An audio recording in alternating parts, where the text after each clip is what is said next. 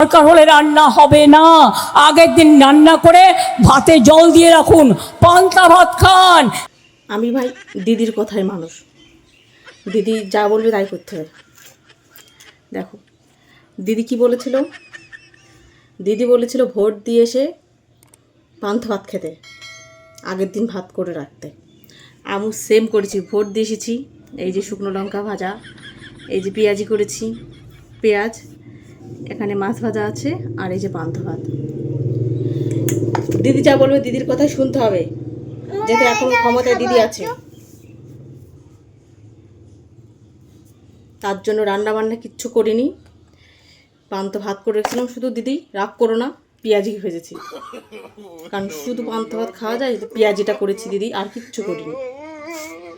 দিদির কথা আমি অক্ষরে অক্ষরে পালন করি, না দিদি আবার কখন কি করে দেয় বলা যায় না। এই দেখো ভোট দিয়েছি, তার প্রমাণ এই যে ভোট দিয়ে চলে এসেছি। দিদির কথা তো শুনতেই হবে, আমাদের সবার দিদি, সবাই শুনবে, সবাই ভোট দিয়ে এসে পান্তা ভাত খাবে। আমি ওই যে পান্তা ভাতকে বসে গেছে খেতে। no, no, no, no.